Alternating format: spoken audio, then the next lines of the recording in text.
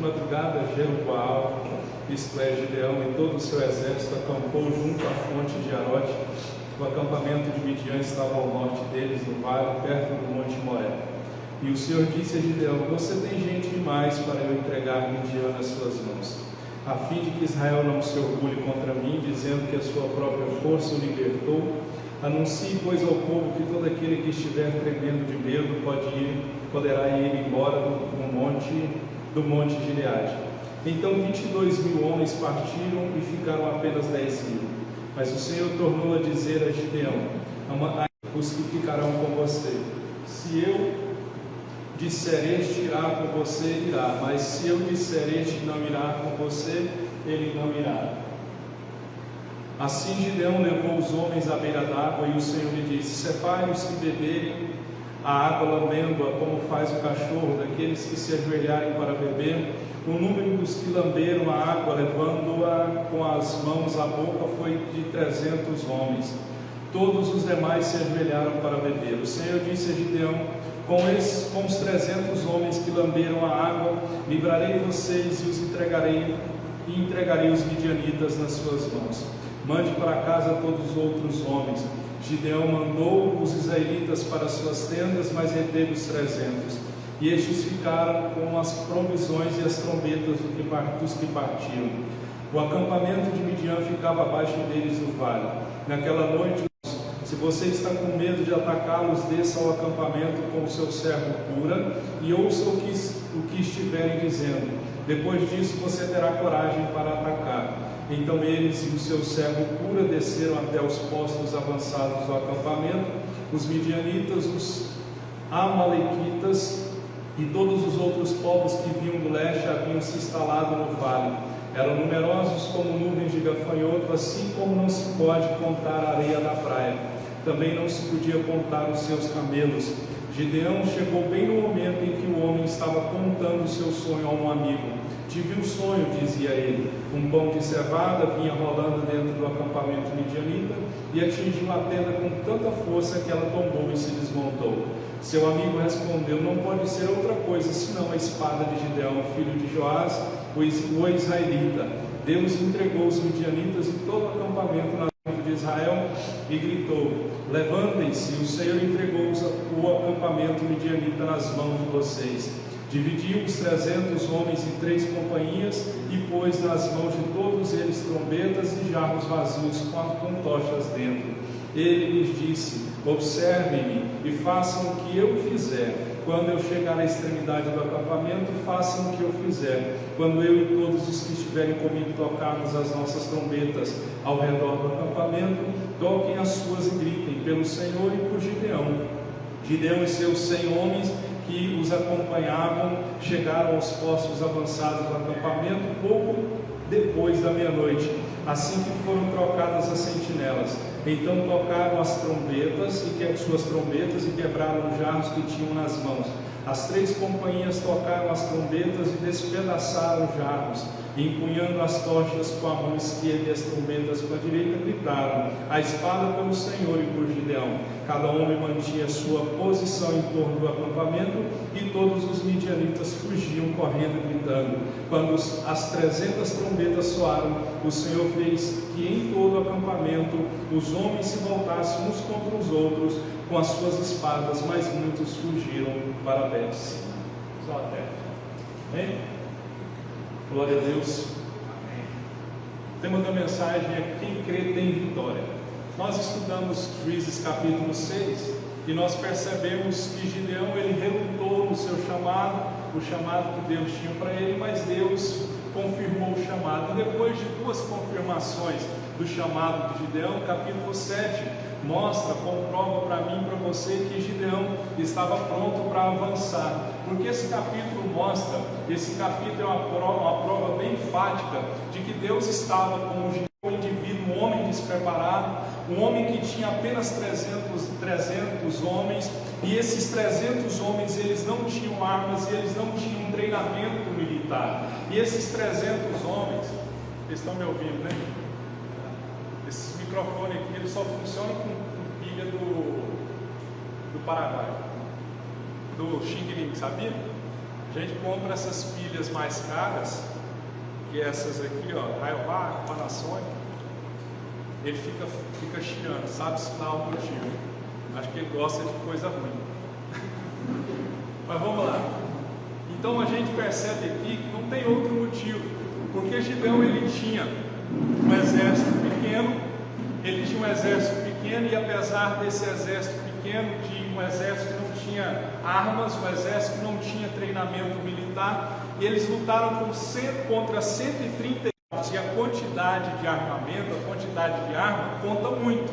E a gente percebe aqui que a vitória de Gideão, a derrota, aliás, de Gideão contra esses inimigos que eram gigantescos, a Bíblia compara ele com a areia da praia do mar. A gente percebe que se fosse olhar a quantidade de soldados que Gideão tinha e a quantidade de armas que Gideão tinha, certamente ele não teria vitória. Mas quando Deus toma partido de um dos exércitos, a vitória é certa. Então, quando a gente olha para a nossa vida e olha para aquilo que a gente é, aquilo que a gente tem e aquilo que a gente tem que enfrentar, se a gente olhar segundo a ótica humana, a gente vai olhar e vai dizer: a derrota vai ser certa, eu não vou conseguir, porque o inimigo é maior do que eu não tenho a quantidade de arma que o inimigo tem. Mas o grande diferencial de Gideão foi que Deus estava do lado de Gideão, e esse é o nosso grande diferencial, é que Deus está conosco.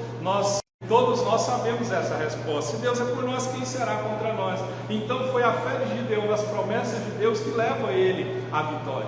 Então nós temos que ter fé, porque fé não depende do que você sente, a fé não depende daquilo que você vê, e a fé não depende daquilo que pode acontecer. A fé, ela é firme fundamento. Eu não vejo, eu não sinto, eu não posso tocar, tudo está contra mim, mas eu tenho fé, porque a palavra do Senhor diz que o justo viverá da fé. Então foi a fé de Gideão. Mas como o nosso irmão Diego começou a pregar aqui, eu falei: oh Deus, fala para ele parar, que ele está pregando a minha pregação. Por que isso acontece? Porque o Espírito de Deus testifica as coisas. As músicas falaram de fé. O Diego, que não sabia o contexto, eu pus no grupo, mas não sabia o contexto do que eu falaria aqui, e o que foi, eu concordo plenamente no que ele estava falando. Falta de homens e de mulheres de fé, porque nos dias de hoje há muitas igrejas, elas não estão sendo conhecidas pelos seus atos de fé, como outrora eram conhecidas. Antigamente você ouvia falar com constância de um morto ressuscitar, você ouvia falar com constância de um paralítico levantar da sua cadeira de roda, um cego ver. A grande pergunta é: Deus mudou? A mensagem que o Diego trouxe em poucos minutos, ele usou Hebreus 13:8. O nosso Deus, ele é o mesmo ontem, hoje e vai ser eternamente. Deus não mudou. O que mudou? A igreja que mudou. Foi o foco da igreja que mudou. Hoje o foco da igreja, nós percebemos que a igreja costumava ser conhecida pelas obras de bondade, mas hoje muitas igrejas, e a igreja de hoje é conhecida por suas obras de engenharia. Deve ser a base da nossa fé. Então nós falamos muito sobre fé, mas nós demonstramos pouca fé diante das lutas diárias. Quando se olha para os homens e mulheres da igreja primitiva, eles enfrentavam perseguição e eram perseguidos até a morte. Eles eram lançados em covas para serem, se você estudar Roma antiga, eles eram lançados em covas e os leões vinham e dilaceravam aquelas pessoas. E essas pessoas mantinham a sua fé em Deus, mesmo diante da morte. A gente percebe isso, mas hoje em dia o povo de Deus, que somos eu e você, não tem o dinheiro para pagar a conta, desespera. Deus não me ama, Deus esqueceu de mim. Deus, por que tanta luta? Deus, por que tanto problema? Perde o emprego, já se descabela. Vem uma doença, pequena ou grande que seja, nós já perdemos as estribeiras e entramos em desânimo, entramos em depressão, questionamos a Deus, duvidamos de Deus. E o que mudou? Vocês pedem e não recebem, porque vocês pedem para gastar nos seus próprios prazeres. Então a gente vê que a vitória de Gideão é uma história de fé prática e que nos mostra os princípios para nós termos fé. E é isso que nós vamos aprender, alguns princípios para nós termos a fé, e não só ter fé. Nós precisamos ter fé e exercer a fé. Porque eu sempre digo que todo mundo tem fé, mas o problema é o objeto da fé. E eu provo para todos vocês que todo mundo tem fé. Quem já andou de avião? Levanta a mão.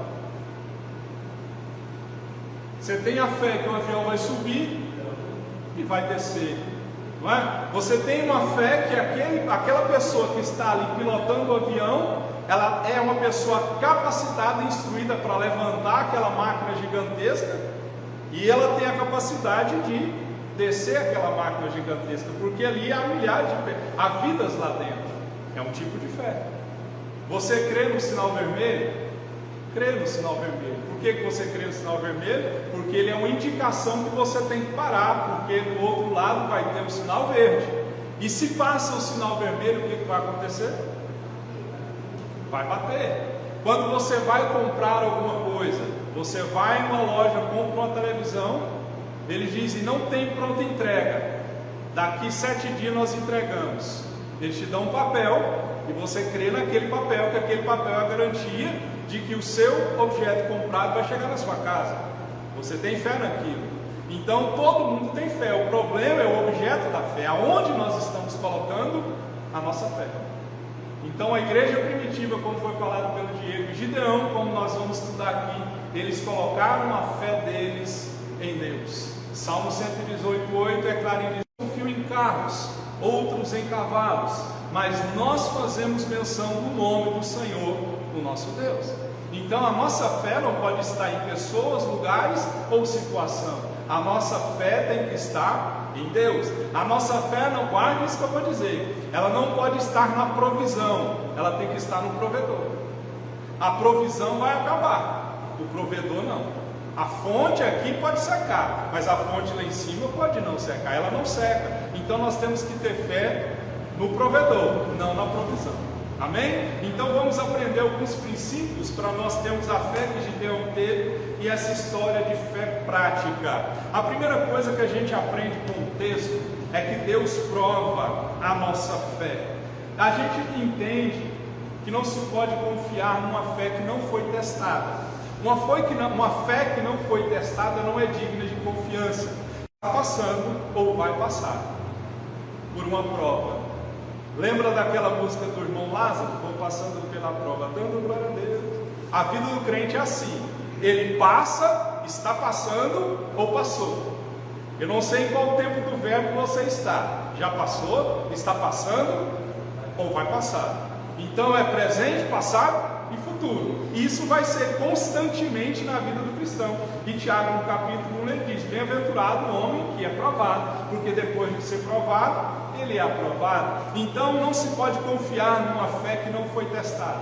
Uma fé que não foi testada não é digna de confiança. A fé é como uma escova de dente. Todo mundo deve ter uma e usá-la com frequência, mas não é recomendável usar a de outra pessoa.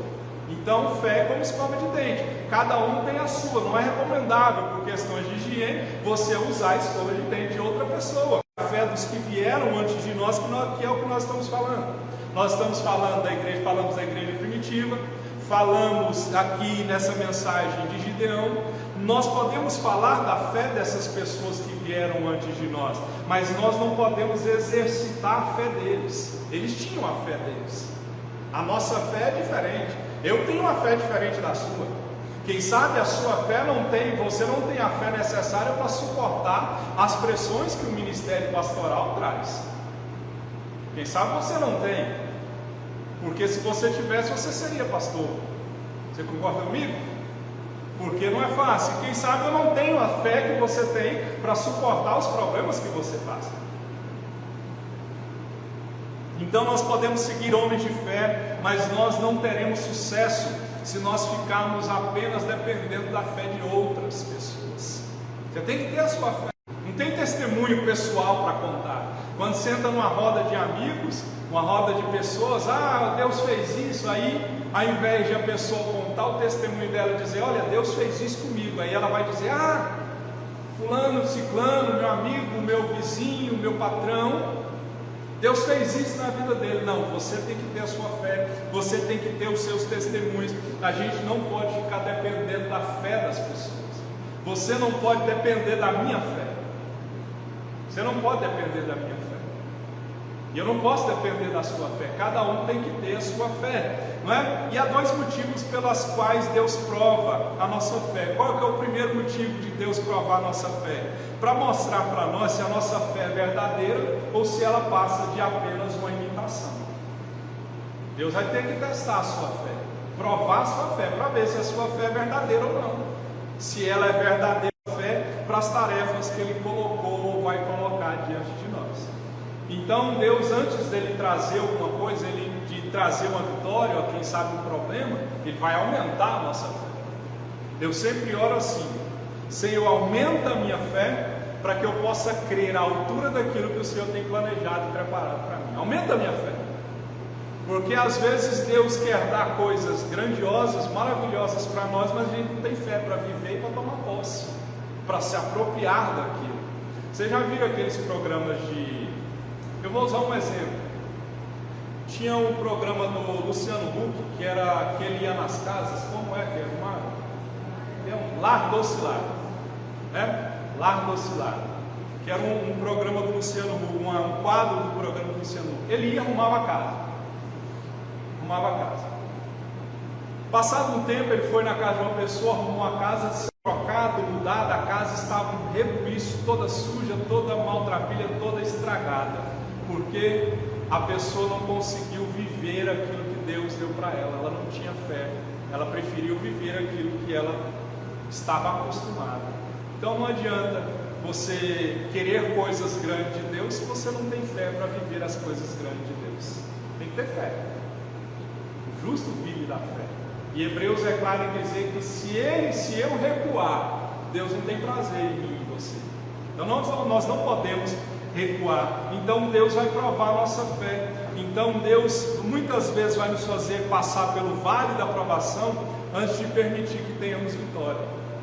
Se você quer ter uma vitória, pode esperar que a prova vai vir primeiro. Quem passou e estudou em escola sabe que só é aprovado depois que é provado. O que é isso? É quando você está lá, um beco sem saída, você não tem para onde ir, não tem solução aos olhos humanos. Você está ali na noite aflita, na aflição, na agonia da alma, e você não tem como sair daquela situação.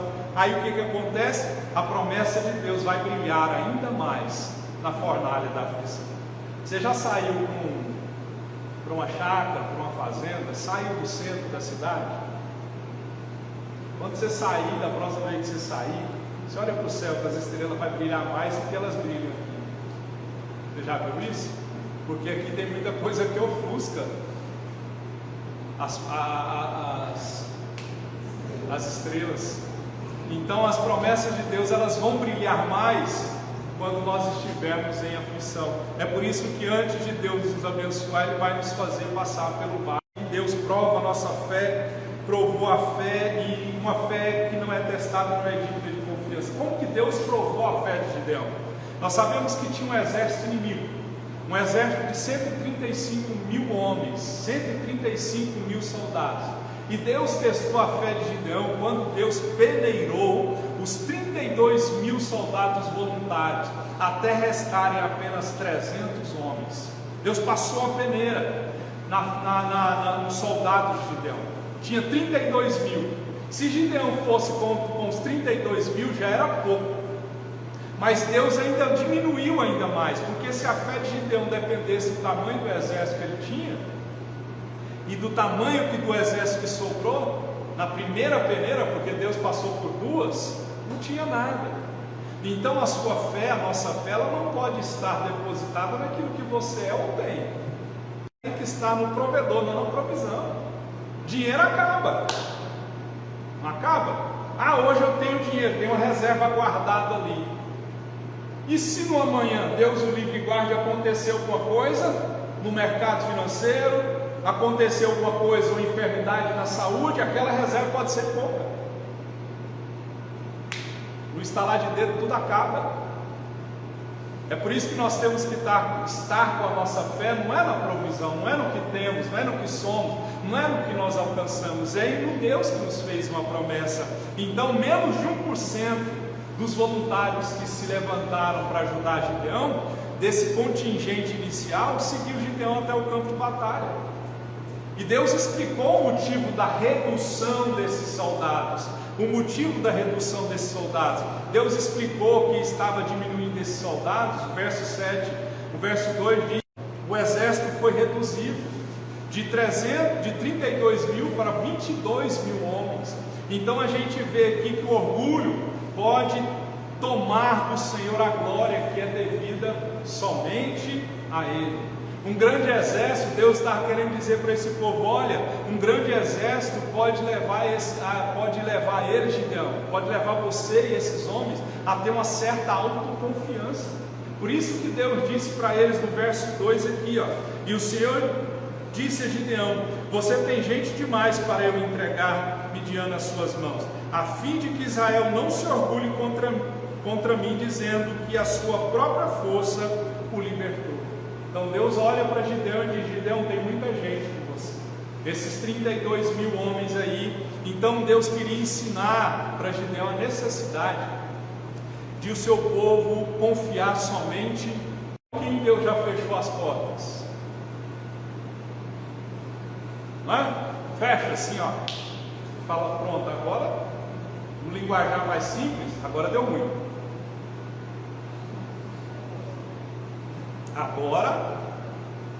Agora deu ruim.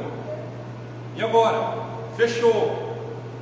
Aí dobra o joelho, chora, esperneia, jejua, grita, pede oração, e Deus fica em silêncio, caladinho, na dele, fechou as portas. Como Elias junto ao ribeiro do Querite. No ano passado foi uma confusão que eu mesmo provoquei, né? Eu falei que era Eliseu e era Elias. Os irmãos, graças a Deus, conhecem a Bíblia, corrigiu o pastor. Elias junto ao ribeiro do Querite, a Bíblia diz que o riacho seca. Elias, levanta, vai para Sarepta de Sidom, lá vai ter uma mulher que vai te sustentar, uma viúva. Para quê? Para fazer a gente caminhar, fazer a gente andar, sair da zona de conforto. Aí ó, tem coisa nova, vai para frente.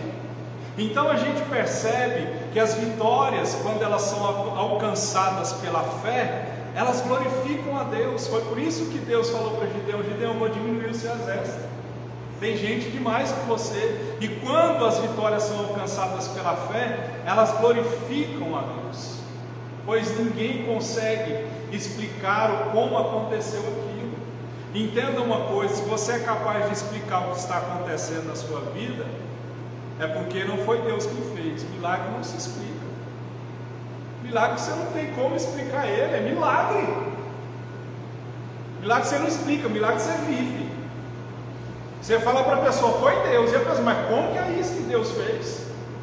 Não sei, foi Deus. Eu falo para as pessoas que eu já ganhei 2 carros, porque você pega a confiança, né?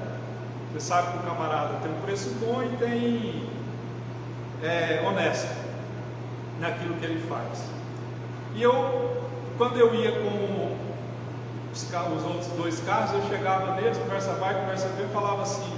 Quando eu cheguei com a Paraty, o último carro meu, eu falava: eu ganhei esse carro foi ganhado.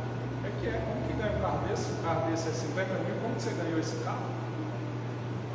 Como que você vai explicar? Você fala: foi Deus. Foi Deus que me deu.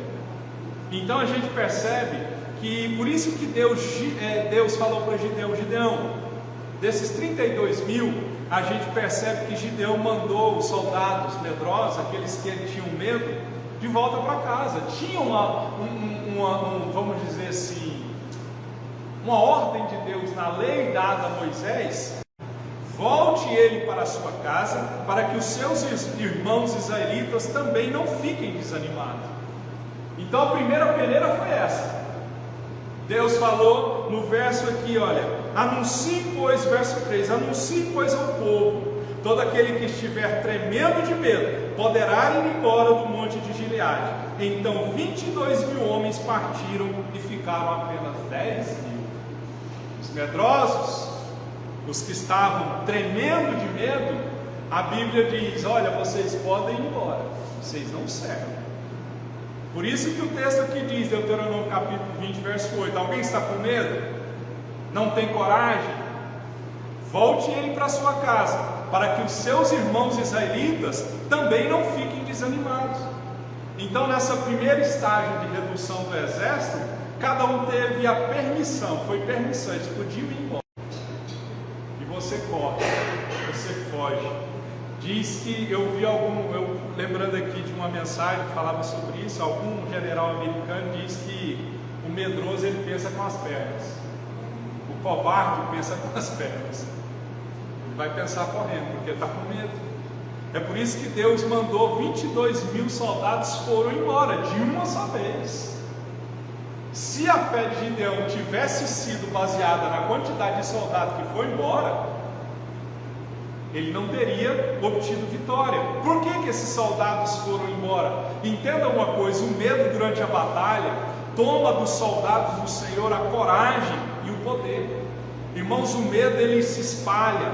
Um único soldado com medo pode fazer um estrago, é capaz de causar um estrago no exército. Um único com medo.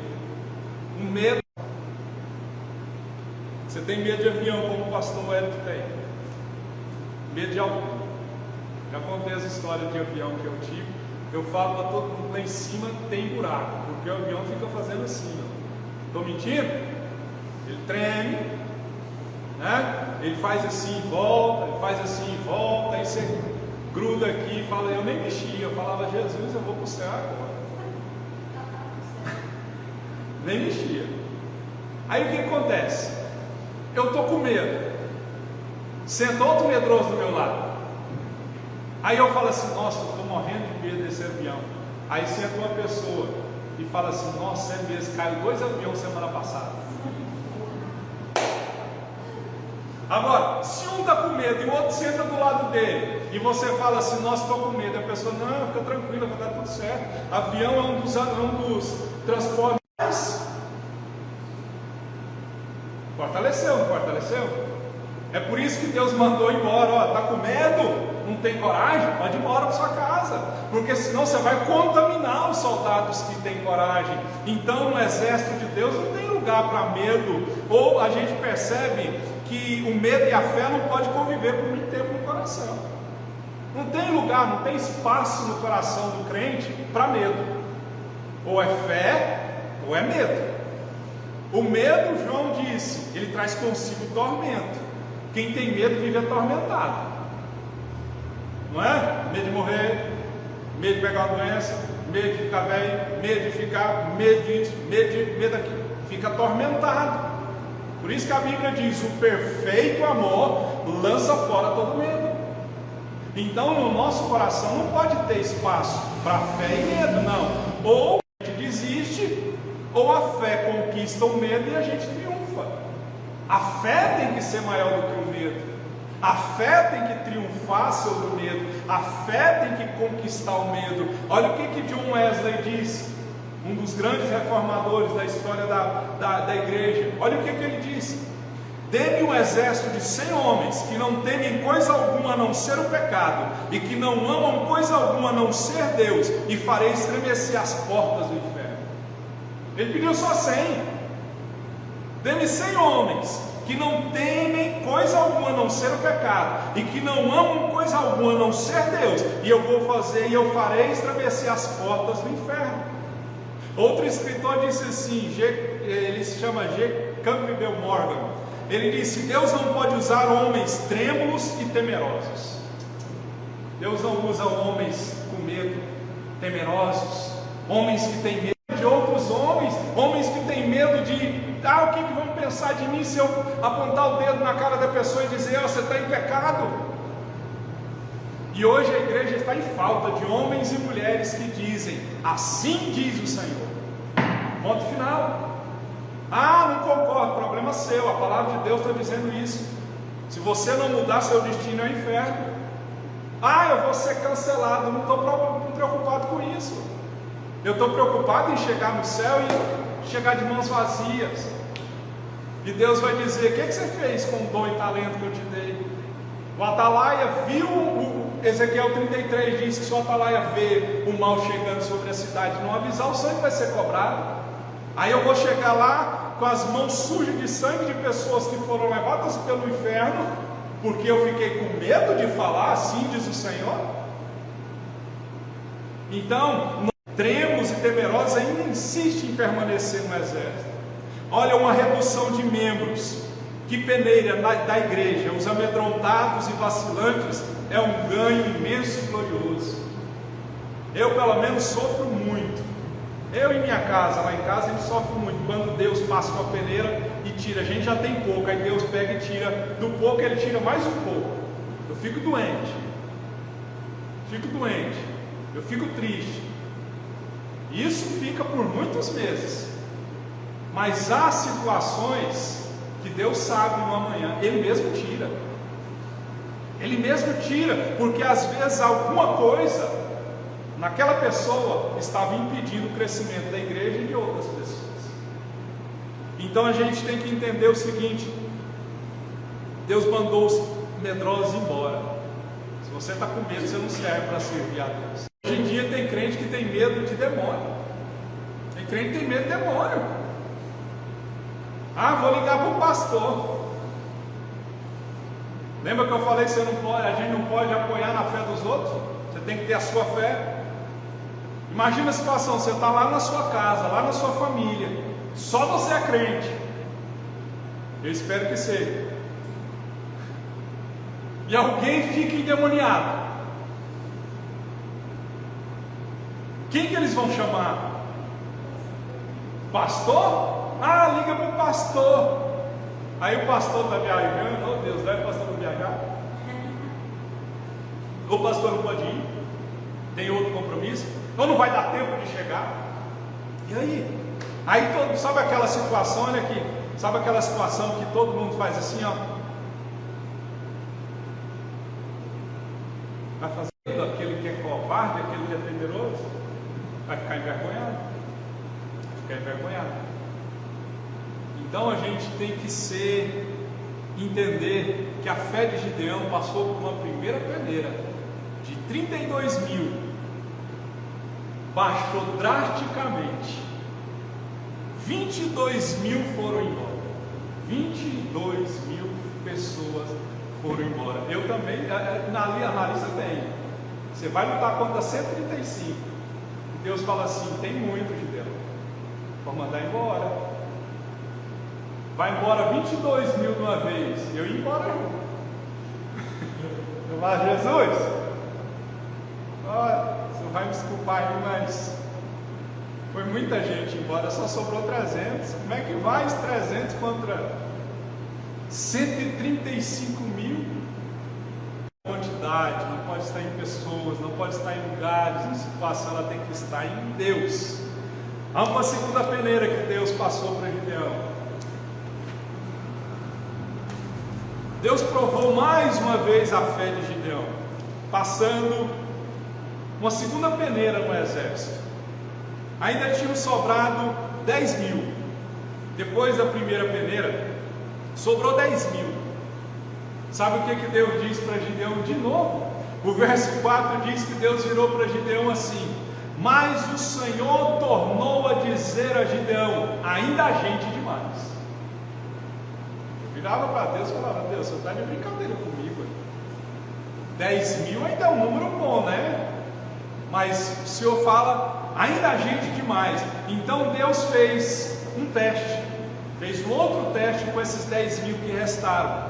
E qual 5 diz assim, então o Senhor disse a Gideão, qualquer que lamber as águas com a sua língua, como as lambe o cão, esse porás à parte, como também a todo aquele que se abaixar de joelhos a beber.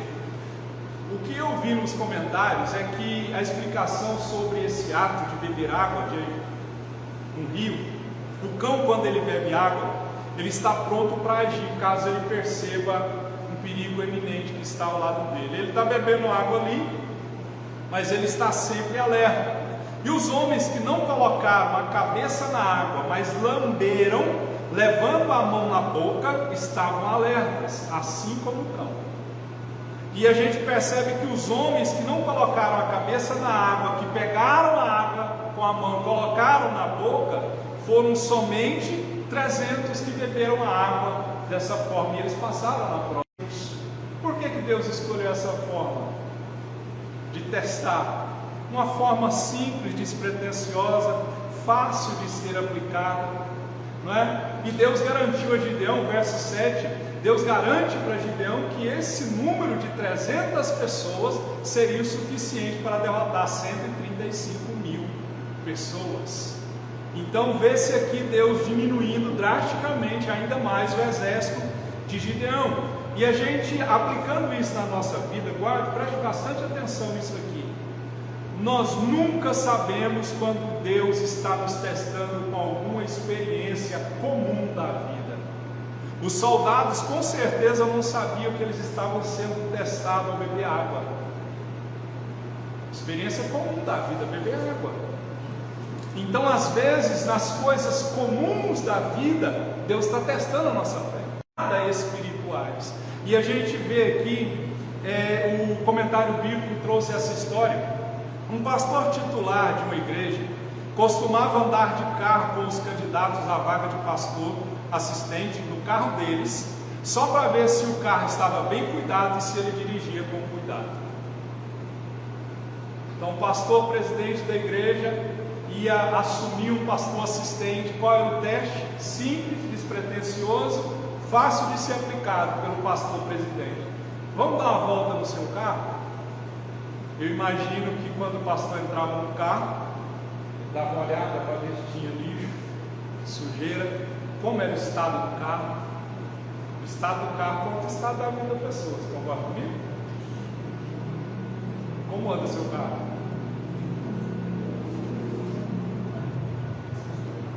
Como anda seu carro? Quem tem carro? Certa vez eu lavei meu carro, meu antigo carro primeiro. Sabe aqueles lava-jato que lavam só por fora? Ficou lindo por fora. Aí eu cheguei, fui dar carona pro irmão, por dentro estava sujo. Aí ele entrou muito brincalhão, ele pega e olha e fala assim: nossa pastor, seu carro está igual um sepulcro caiado. Por fora está bonito e por dentro está uma nojeira, uma sujeira. Assim é a vida de muito crente, por fora está uma maravilha, mas por dentro está sepulcro caiado. Então, nós nunca vamos saber quando Deus está nos testando com experiência comum, com experiência simples. Muitos já perderam a oportunidade por não perceberem que estavam sendo avaliados. Muitos perderam a oportunidade de trabalho porque não perceberam que estava sendo avaliado. Eu me lembro bem de um irmão que congregou conosco em Centro-Oeste, de uma grande construtora aqui do Brasil. Ele chegou a ser responsável por esses 3 estados, se eu não me engano, Norte, Nordeste e Centro-Oeste. Mas ele disse que antes, os chefes deles, os patrões dele, os que estavam acima dele, pressionou, testou, apertou ele. Imagina se ele tivesse dado uma bola fora, ele perderia. Ele perderia a oportunidade. Vamos aplicar isso na nossa vida? Quem sabe você pode estar sendo testado no seu trabalho, da sua vida. Quem sabe, olha aqui para mim, você pode estar sendo testado nesses 10 minutos e 15 minutos que eu estou dando para vocês. Estou testando. Alguns têm mais facilidade. Ludmila falou bem, Diego falou ótimo, outros falam. Se deixasse, ela falava 1h30, porque ela tem facilidade de expor aquilo que Deus fala para ela, da mesma forma o Diego aqui. Então eu estou avaliando. Para que isso? Pastor, não quero ser avaliado, não. Amém? Então quem sabe você está sendo avaliado por Deus em alguma situação que Ele permitiu acontecer, e a gente está sendo reprovado porque a gente, ao invés de demonstrar fé, murmurou, ao invés de confiar, reclamou. Guarde essa frase: o problema não é o problema, o problema é como eu reajo ao problema. Veio o problema, murmurei: oh Deus, nossa, é ouvido, eu quero morrer. Bombou. Veio o problema, Deus, eu sei que é um problema grande, mas eu confio no Senhor. Passou. Amém? Então, preste atenção, Ele está avaliando para algo mais elevado. Faça de toda ocasião uma grande ocasião, pois nunca se sabe quando alguém está avaliando para algo mais elevado. Amém? Então, Deus provou a fé de Gideão, reduzindo o exército dele de 32 mil para 10 e depois de 10 para 300. Amém? Para que a fé de Gideão não estivesse em sua quantidade de soldados, mas estivesse no Deus que fez a promessa a ele. Amém? Não vai dar tempo de falar mais. Domingo que vem, se assim Deus permitir, a gente continua com o restante. Amém? Vamos ficar de pé?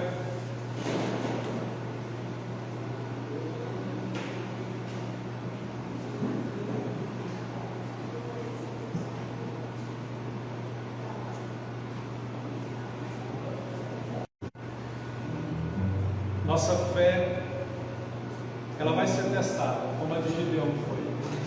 Lembre-se que a fé é como escova de dente. Todo mundo tem que ter a sua. E não é recomendável você usar a fé, a escova de dente de outra pessoa. Não é recomendável você viver a fé de outra pessoa. Você tem que ter a sua fé. E como nós aprendemos, uma fé que não é provada, não é testada, não é digna de confiança. Então a gente, para ter grandes coisas, Deus vai ter que provar, vai ter que testar. E na prova muitas vezes parece que a gente perde ao primeiro momento, né? Parece que a gente sai prejudicado ao primeiro momento. Mas Jesus disse assim, ali quando ele estava lavando os pés dos discípulos, ele disse algo interessante.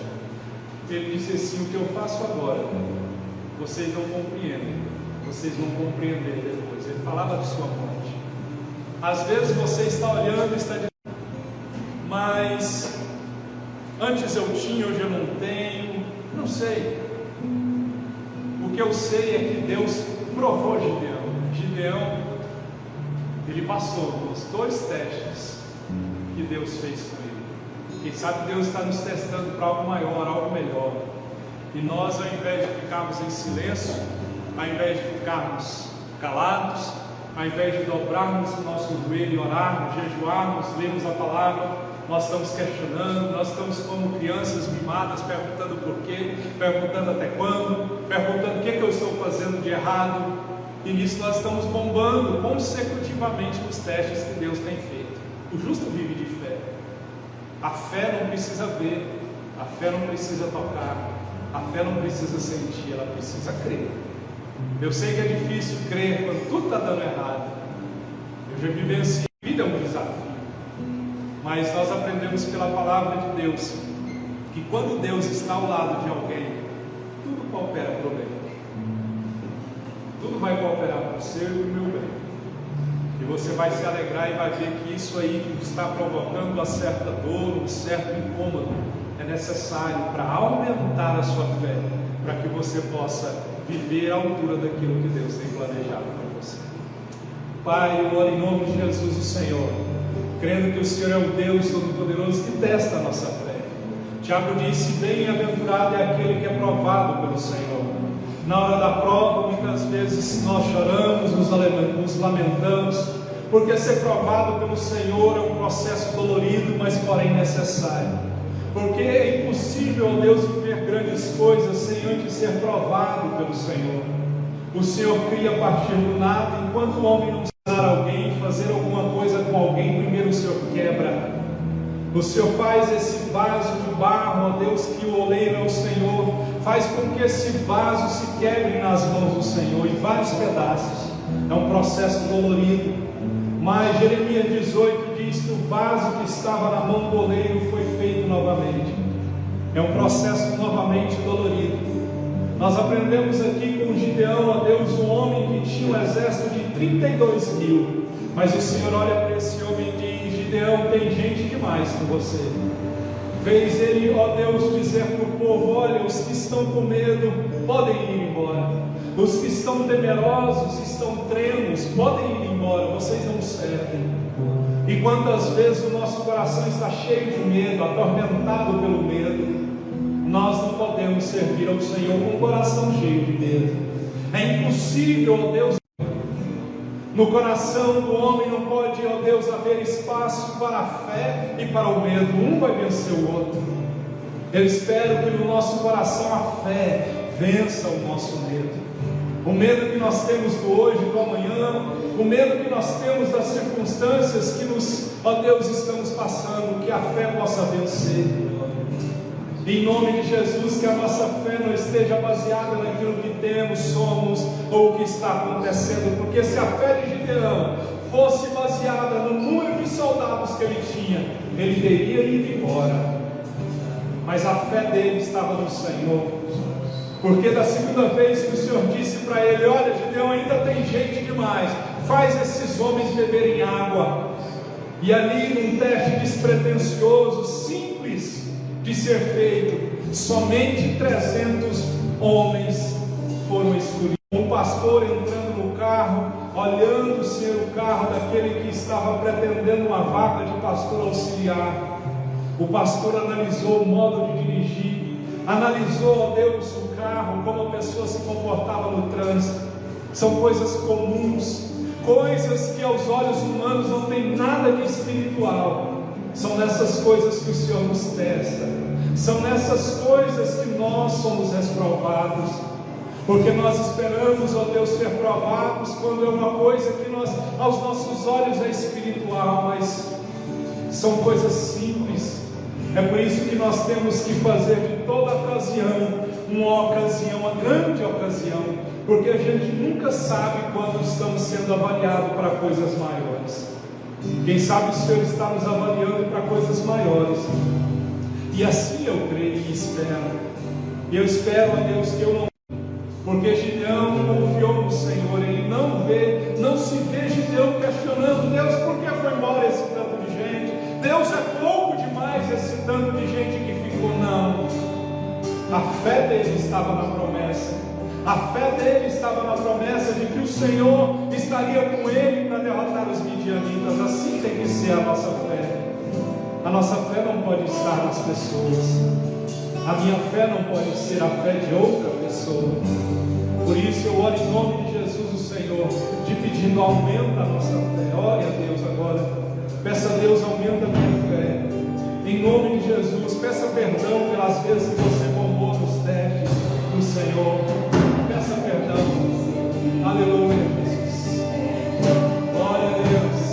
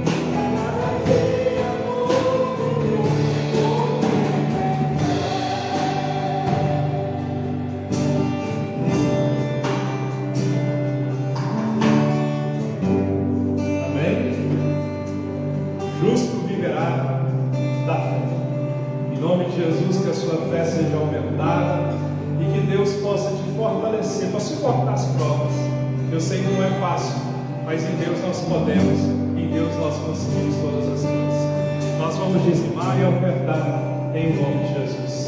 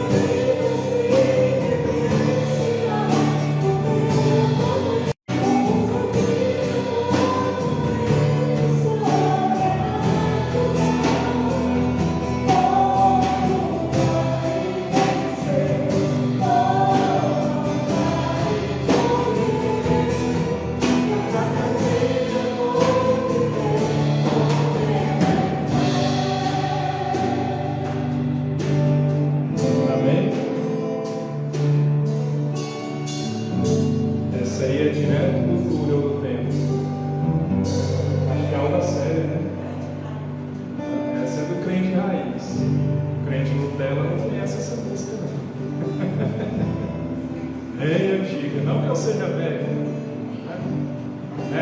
nós somos novos. Amém? Vamos orar, vamos agradecer a Deus. Deus te abençoe. Eu profetizo sobre a sua vida bênçãos, sinais, prodígios, maravilha.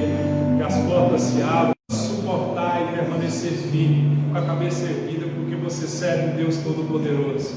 Amém? Eu sei que tem lutas que aos nossos olhos são difíceis, mas nós vamos vencer, porque a palavra do Senhor diz que muitas são as aflições dos justos, mas o Senhor livra de todas. O Senhor vai te livrar dessa aflição e nós vamos vencer em nome de Jesus. Amém?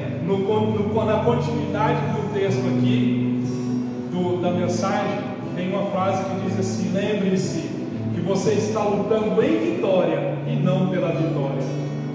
Amém? Por que nós não estamos lutando pela vitória, mas sim em vitória? Porque Romanos 8:28 diz que nós somos mais do que vencedores. Por isso nós entramos na guerra sabendo que somos mais do que vencedores. Vamos orar? Pai, eu oro em nome de Jesus, agradecendo ao Senhor pela palavra, por todos que nos viram e ouviram. Que essa semana seja cheia da graça, da paz do Senhor, crendo que somos mais do que vencedores, crendo que o justo não mendiga pão, crendo que nós podemos no Senhor todas as coisas, porque o Senhor nos fortalece.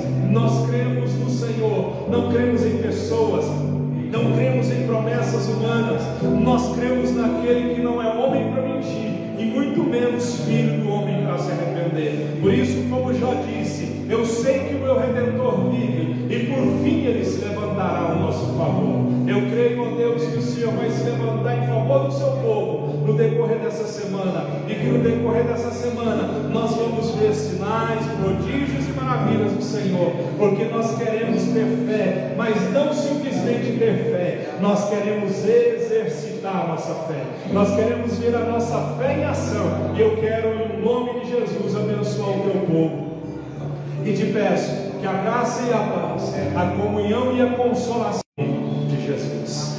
Amém? Eu te abençoo em nome de Jesus. Olhe para alguém e diga: eu te abençoo em nome de Jesus.